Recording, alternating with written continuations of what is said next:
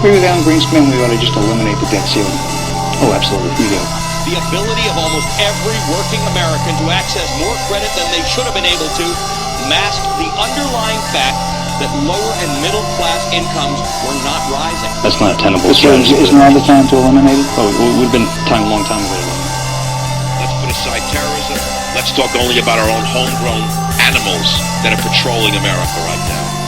So it goes down to the simplest thing. Be prepared, be vigilant.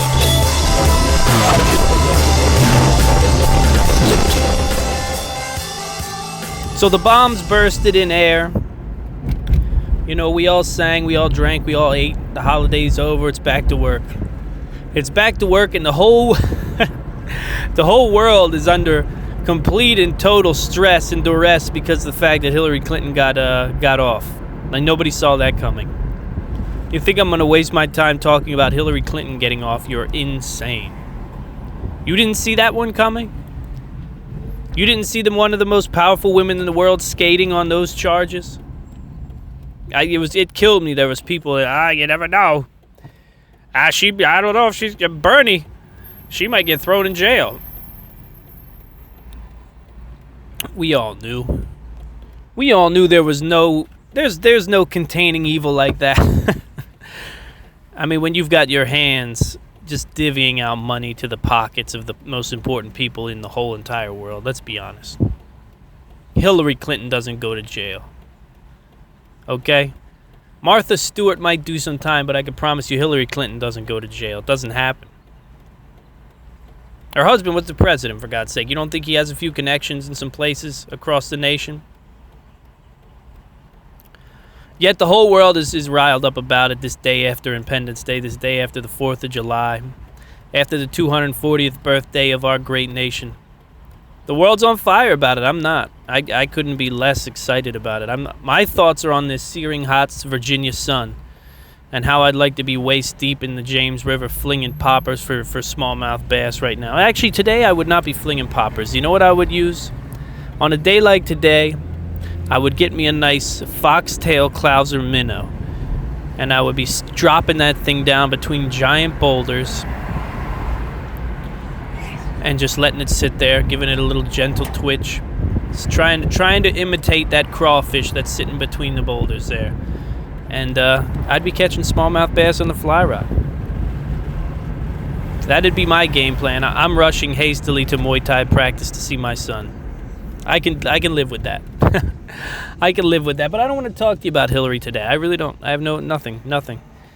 My life is changing radically, guys. I mean, things are happening so fast. Opportunities are opening up in ways I never thought possible, and I really have some tough decisions to make. But I don't think they're going to be made for a few months, so I don't really want to get into it. I'm also working on a project, a challenge, a contest. It's going to be something really fun that's going to involve you guys getting out and testing your skills and testing your abilities in the field. I think we're going to have a lot of fun with it, and we'll touch on that a little later maybe. But what we won't touch on is the Clinton, this despicable disgrace, whatever. I'd much rather tell you a story about slaughtering a chicken. I'd much rather tell you a story about slaughtering a bird today. Over the weekend, see, my wife and I, we are doing our best with the homesteading thing. We really are. And, the garden looks great. We've got the squash coming up. We're going to do our own pumpkin patch this year. We're going to do some, if I can get to it, I'd like to grow some decorative corn. I don't know, just because. And we're taking this thing to the utmost, you know what I mean? And part of that was having some sort of chicken coop. So, like I told you, we got the 6 chickens. We're only allowed to keep 4. They only sell them in 6s already. So it's already, some sort of a fallacy, right? Right off the bat, I get to the store. I go, okay, well, all right. The law says we can only have 4 of these hens. 4 hens, no roosters. I'll take 4. Well, we only sell them in groups of 6. Oh, okay, great. So it's a scam from the get-go, right? get the feed, get the water, get the whole thing going on, bring them home. They're little fuzzy little guys, the kids love them.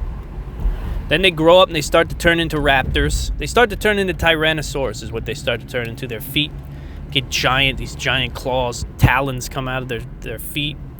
They start hunting your yard for bugs and ticks and mosquito larvae, and they take care of a lot of bugs. A lot of invasive bugs. They really do a number on weeds too. They're really cool little feathery dinosaurs that are really awesome to have walking around your yard. But they've reached a level of maturity now where we can look at them and tell what they are. Are they male or are they female? You don't get your pick. You don't get to say, give me the little fuzzy one without the ding-dong. You don't get your pick when they're that young. So, as luck would have it, my wife and I wind up with 4 roosters and 2 chickens. Or 4 roosters and 2 hens, excuse me. 4 roosters and 2 hens. And I'm sitting there ruminating over what am I going to do with 4 roosters? It's hard enough to get rid of 1 rooster. And I came to the tough conclusion that, well, we eat a lot of poultry in my house, okay? And unfortunately for the biggest and the baddest of the roosters, they're going to get eaten too. And it's actually not something that it's frowned upon. It's not something we're really allowed to do here. But I don't know what else to do. There's too many of them. They're too big. Nobody wants them. You know what I mean? And it's just one of those things where it's like, this is a connection that I need to make also. It's a skill that I need to have. And there's a connection there with your food that you just can't really understand unless you've killed something you've eaten, It's like when you have a great day on the creek and you bring home some trout and you cut their heads off and fillet them up. Yum, delicious. It's one of those crazy connections you have to make, especially as a man, especially as a hunter, But the weird thing about it, the different thing about this instance, right, when I headed out back with the survival knife in hand, the difference is I go to hunt. I go to stalk prey, right? I go as a predator to the creeks and to the woods and to the rivers. You go as a predator. You're stalking and the moments, the sparse moments that you share with that creature before you kill it are, you hunting that animal or hunting that fish. And it's very different when you've lived with something, right? Now, I made it a point not to get too attached to them. I didn't name them. We didn't name them or anything like that. And I made it a point not to get too attached. But it's still a living creature, right? You have to give it the respect. And I am very much about the respect that you give a living creature, even if you do eat it. I think eating it and feeding it to your family is a very respectable thing. So I picked this guy up. I walked around with him in the yard for a little bit, and I picked him up. And I held him against me, you know what I mean? We walked out back. And the way you do it, if you don't know, you string them up by the legs and you cut the neck, and they bleed out pretty quickly. And I know it sounds pretty horrific, but that's just kind of the reality of what it is. And I strung the guy up by the legs, and he's giving you that look, he doesn't know what's going on. It's tough. It's tough. Killing is tough. It should be tough, and I agree with it. And there was a point in time when I looked at him and I said, we don't need to do this. You don't have to do this. You really don't need to do this right now. Meanwhile, in the background, the kids are back there in the yard, and they love the chickens, and they don't know that Daddy's about to cut one's head off. And I don't want to tell them in a little ways I don't really want to tell them. I'd rather just make up some line about, well, he ran away, or if a raccoon got him. Somehow that's better, right? A raccoon ate him alive. That's better than Daddy cut his jugular vein and he bled out in 2 seconds. The birds don't have a lot of blood in their body, so they bleed out and pass out real fast.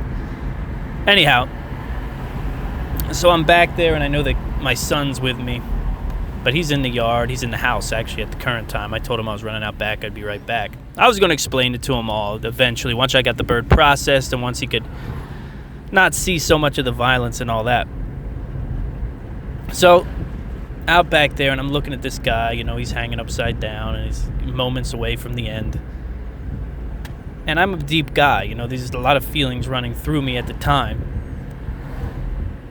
He's looking at me, I'm looking at him, and I think to myself, I don't need to do this. What's the point of this? What is the point of this? Who cares? Who cares if I'm only allowed to keep 4? I'll keep 6. So what? I mean, one of them's bound to die, get sick and die eventually. And as I was about to drop the knife and unstring the guy, my son screamed out. My son screamed out to me, and it was such a weird situation. Because he screamed out to me because he didn't know where I was. He screamed out to me because he needed my help. He needed me to be around. And I realized that this was a hump for me emotionally. This was a challenge for me physically. And I looked down at this poor bird and I said, you know what? I have to be able to turn this switch on as well. I can get out and hunt, I can get out and fish, but maybe there comes a time when I have to raise livestock and slaughter it. And that's not in my skill set. And then when he cried out for Dad, I didn't even hesitate. I cut the bird's throat and let it bleed. Just like that. Just like that. It just was like a trigger. It was as if he was calling for food at an empty dinner table, and this was the only food I could get him. Thank you. I'm so sorry.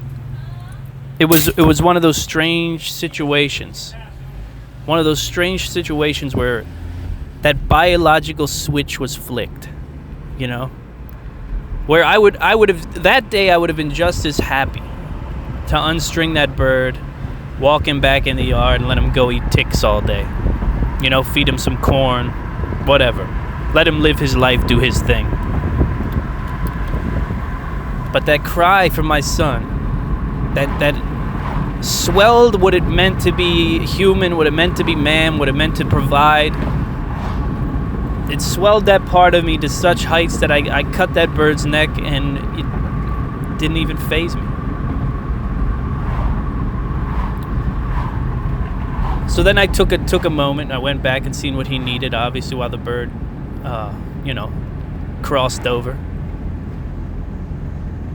Came back in a few moments, the bird was dead, bled out, I scalded him, removed the feathers.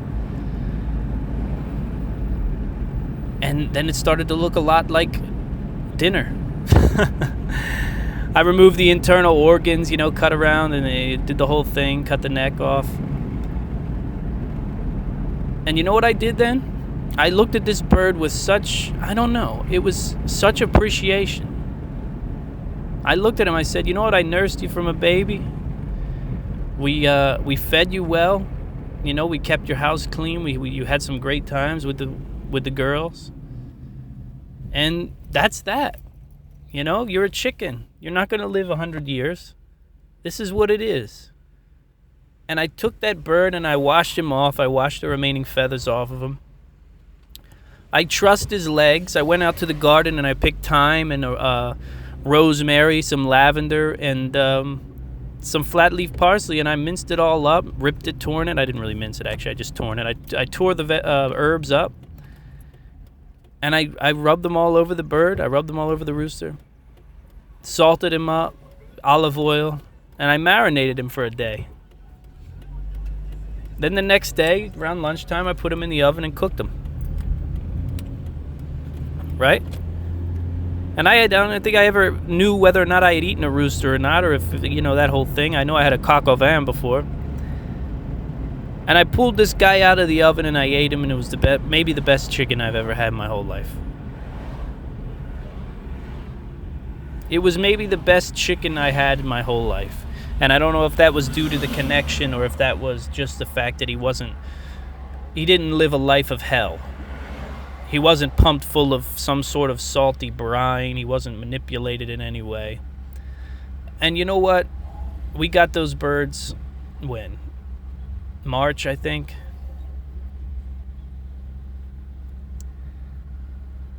And this guy, he lived a great life. He was the biggest rooster in the pack. He was the king for 3 months.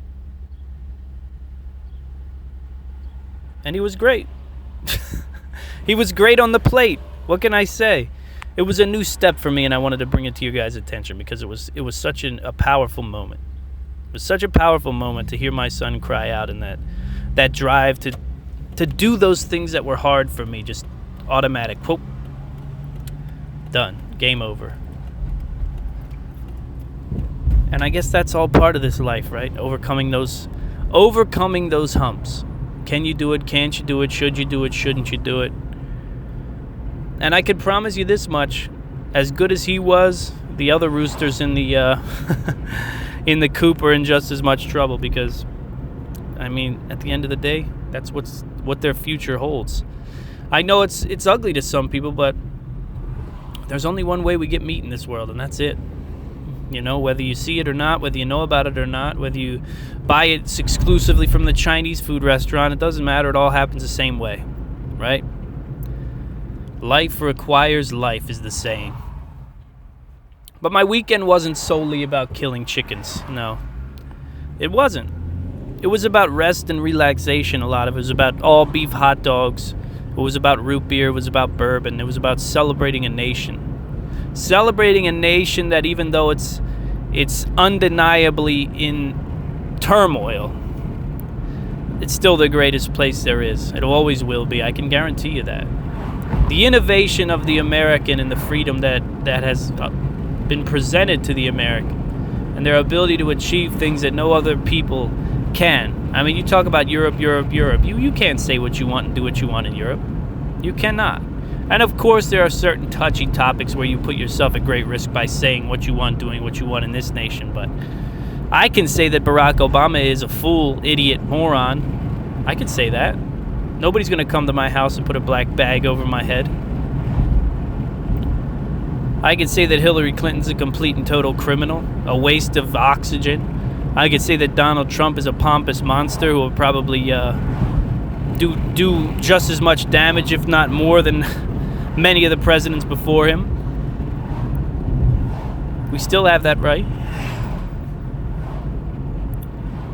We still have that right, and we still have the right to be the leaders of the world, of the free world.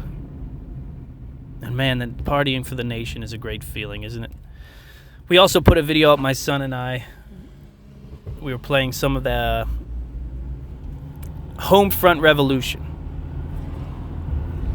Homefront Revolution spawned from a game where the North Koreans have taken over America. I know it's a far-fetched idea, but they utilize an EMP. In this arc of the story, they created all of our military and electronic equipment and shut it all down with a secret button that they had built into the back door of all that technology. And then they rolled into take over. And there's something special about playing a game like that, even though this game is pretty ugly. I mean, it's a pretty clunky, ugly game. The enemies are... It's very hard to kill the enemies, but they're also very stupid. You know, they get stuck jumping, they get stuck turning around in circles. It reminds me of Siphon Filter. It reminds me of one of the early shooters where you had free range to really walk around and shoot people. And the game itself is fun. I will give it that. You see, my mind doesn't require much. That's why I'm one of those... when it comes to entertainment, I'm one of those gullible moviegoers. I'm one of those gullible video gamers. It doesn't take a lot to trigger my imagination. You know, it really doesn't. You give me a little bit of a storyline and give me an objective, and I'm all in. I'm pretty much all in. I'm ready to give it my all and really just dominate in any way that I can, whatever the game tells me to do. That's just a release for me, you know what I mean? I don't want to think too deep into it. I want to pick it apart and say, this will never happen. This is not, this. Nope. If I need to go over here and sabotage this base, that's what I'm going to do. So, we spent some time playing that this weekend. The game itself is a little old and a little violent for my son. I will admit to that. But the world is, whether you know it or not, parents, if you're parents of children today, I mean, there's no stopping the wave of reality. There really isn't. I mean, there's no stopping the wave of reality that's hitting your kids on a daily basis. You put them in front of YouTube for any amount of time, and you know those ads do not discriminate. The ads that pop up on YouTube, a lot of kids are watching YouTube these days. There's a lot of cool quote-unquote children's shows. But those ads that are hitting kids nowadays, man, they can be ferocious. And there's no blocking it. So with freedom, like we talked about on the last show, comes incredible consequence. And maybe there'll be consequences for me for letting my son play a violent game like that when he was very young. Or maybe it'll just blow over like everything blew over in my life. You know, I was into a lot of violence and a lot of murder and a lot of terrible things at a very young age as well. Whatever, you know, that if you let it take you astray, if your parents let you go astray, then that'll happen. But he's got a good set of parents on him, so he should be fine.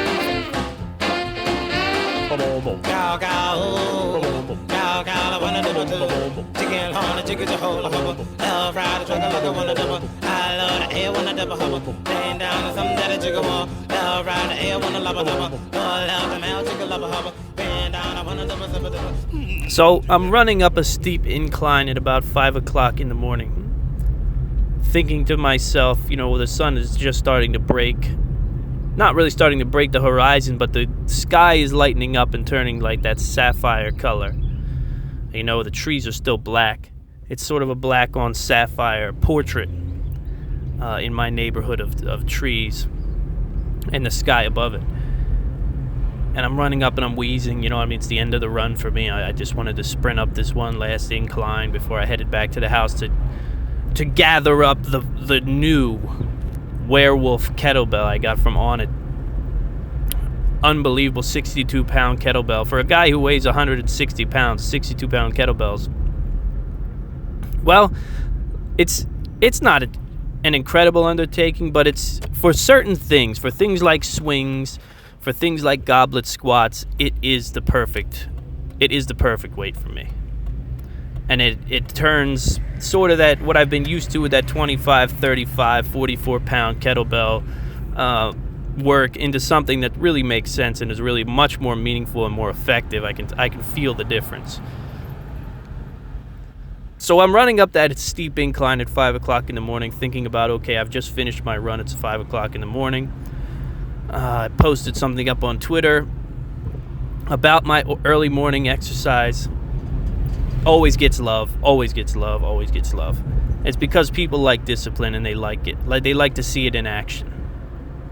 You know, and I clearly and gladly and I hope you don't mind it because you could kill me with the wink of an eye. I stole Jocko Willing's phrase that freedom equals discipline equals freedom rather. Jocko was nice enough to tweet back to me when I mentioned him in one of my early morning workout tweets, but I wanted to talk about time management because as I was running up this incline, I was thinking to myself, you know, you have two options in this world. If you're an ambitious man or woman, you have two options, right? If you're an ambitious man or woman and you have a family or you have a career and you want to do something outside of both, right? So you do your job, you do your dad thing, you do your husband thing, and then after that, that's when the time comes to do the extra, to do more, to do the podcast, to do the blogs, to do the book writing, to do the whatever it is, the entrepreneurship. And you really have, you know, you have two options. You can do your work by the light of the moon, which I have done plenty of, right? And I'm sure it won't be my last time doing your work by the light of the moon, and a great novel by Dean Koontz, if you'd ever read it. Or you can do it at dawn. You can do your hard work at dawn. And I will say, when you talk about time management and managing your time, you know, there's definitely something to be said about efficiency and planning when it comes to time management. But there are also consequences to when you place your work, right? Where your work falls within your day. This is what I've noticed personally. Having kids, having a wife, having pets, having chickens, having other responsibilities outside of what it is I do by the light of the moon, I realized that has a profound effect on how I manage my relationships and my interactions with my family. And this is kind of a warning to those of you out there who are doing a lot of your work by the light of the moon. I know it's tough, and I know it's ugly getting up early like that, right? 4:45, I sprung out of bed. I was ready. I was ready at 3 o'clock, but I went back to sleep for an hour and 45 minutes. 4:45, I'm up, shoes on, sneaking downstairs, trying not to wake up babies and wives. I hesitated at the door thinking maybe I should take the dogs, but I wanted to get a good run in, and a lot of time running with the dogs turns into sniffing and peeing on every other thing. So we're gonna reserve that for later today. But what I have noticed is that in doing your work by the light of the moon,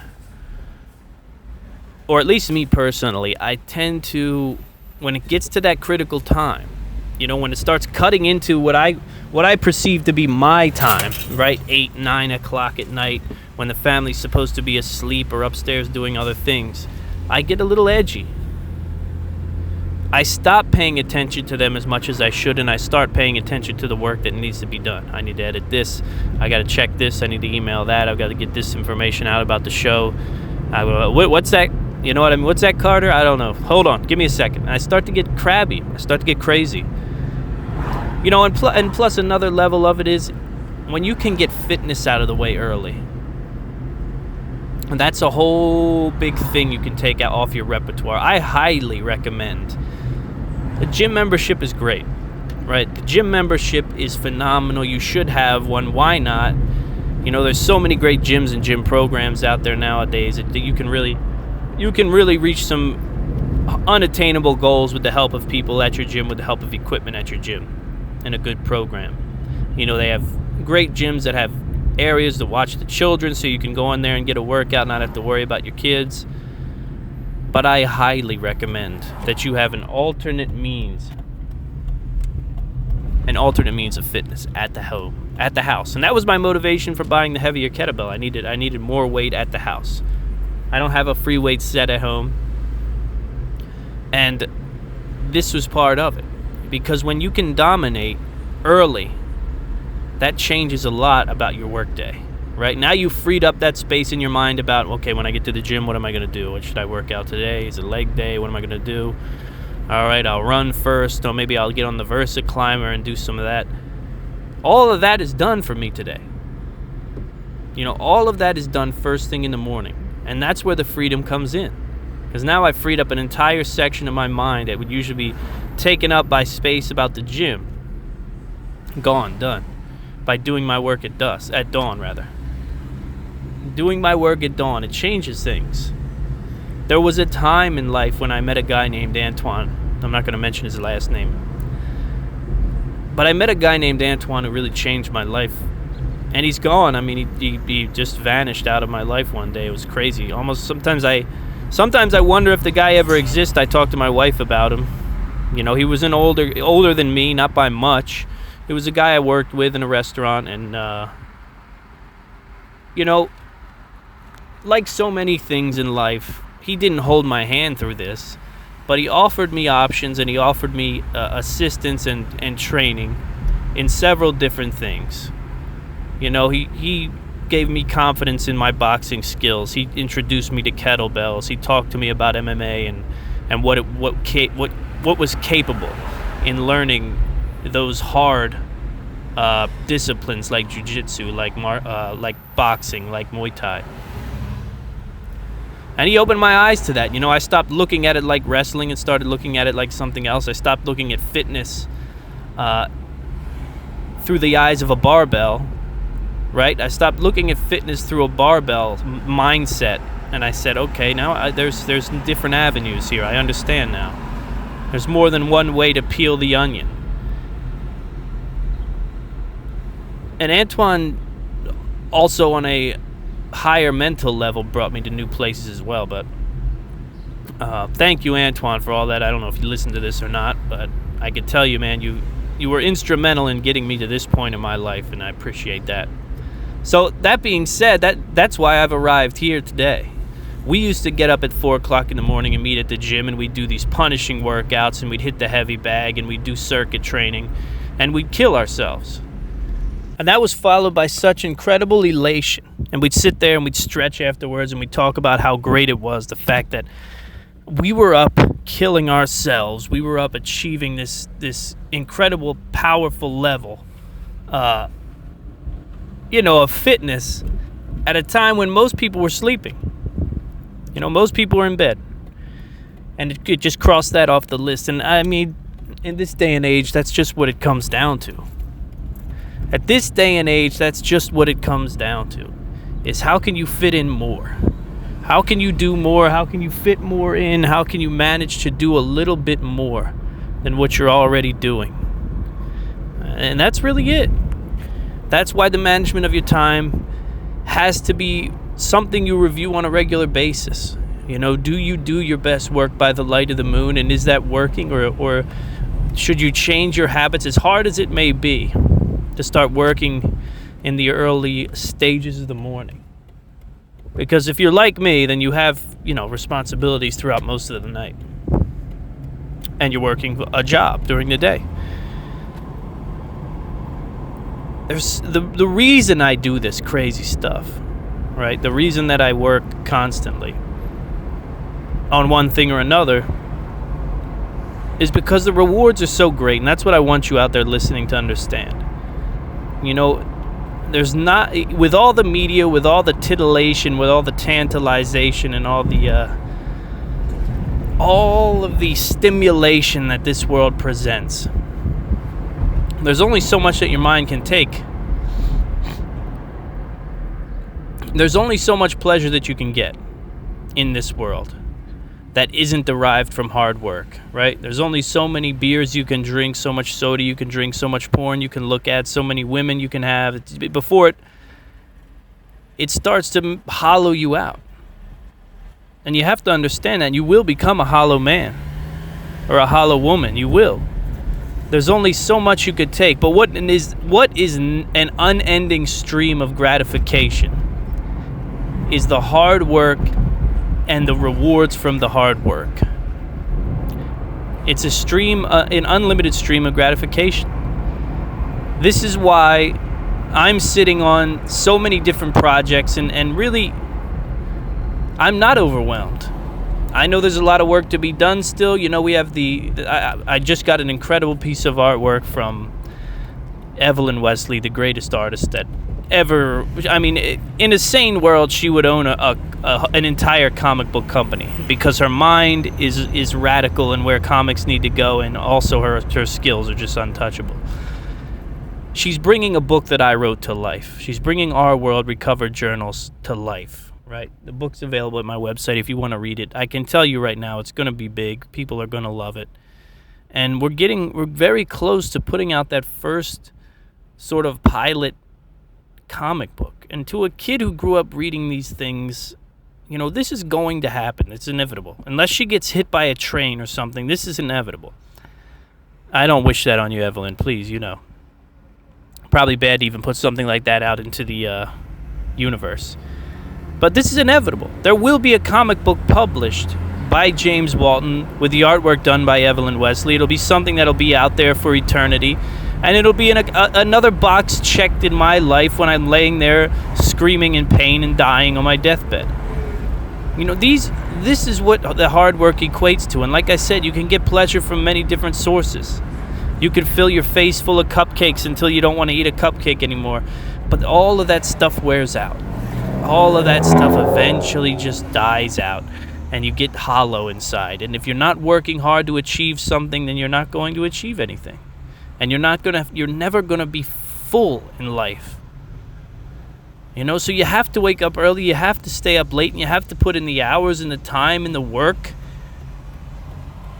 But I'm telling you right now, it's all worth it. It's all worth it. It's so worth it, it's unbelievable. When I finally rest my head, you know what I mean? The big rest, the big sleep, as they called it in Ren and Stimpy. He's going to the big sleep. When I finally go into my big sleep, guys, you have to understand that there'll be very few regrets in my life because I'll know I went at it like Wolverine with my adamantium claws out. You know, I spent money, I took risks, I lost money, I had failures, I've had tremendous failures. That's the tremendous failures, in case you're wondering, is a sign of a great life. I just want you to understand that off the bat too. If you're having tremendous earth-shattering failures in your life, and you're going out on limbs that are thinner than toothpicks, then yes, you're living an awesome life. Now, it's going to hurt getting back to center, don't get me wrong, but you're probably the type of person that's going to be out on that limb again. That means you're living a great life. And I just encourage you guys, man, whatever it is, if you're out there and you're thinking, this is something that I want to do, this is something I've always wanted to do, this is something I want to do before I die, you have to put the work in and do it. Or else you're going to be one of those miserable people, one of those terrible, horrifying people, one of those old, miserable people who has something negative to say about everything they see. Yeah, that's great and all, but I mean, they should have done it this way. Yeah, that's this, but they should have that. Well, yeah, when I was that, I would have done it this way. Don't be that guy, man. Be the guy who sits back in the armchair, resting his head on all his accomplishments, no matter how great they are. Look, here's the thing. These things that I achieve, these things that I do are small pennies compared to, you know, what other people do. You know, there's people out there who are doing things to make money, and they're achieving that. Whatever your motivation is, that's what you go after. You know, I'm a creator. I'm not a great marketer. One day, maybe I'll link up with a great marketer, and what we'll do is we'll make a lot of money. But until then, I'm behind the keyboard. You know what I mean? I'm behind the keyboard. I'm behind the microphone. And I'm thinking about how I can make something that is interesting and impressive and awe-inspiring and exciting and satisfying to me, the creator. And that's all I hope you guys do. Don't get wrapped up in the madness of life. Don't get wrapped up in the fact that, by the way, up on my Facebook page I posted, and on Twitter I posted a story about how some madmen at Kill Humans University has programmed robots. They've programmed robots for a predator and prey scenario. So they're teaching robots how to hunt. I don't have the institution in front of me. I'm driving. But go check the article out up at my website. They say that in order for the robots to understand the relationship between mother and child or you know, that link, in order for the robot to understand that link, they first must understand the predator and the prey link, which is why they've decided the best thing to do is to teach robots how to hunt. And I don't know that there's a more scary sentence that you can say on a Tuesday, a Wednesday afternoon.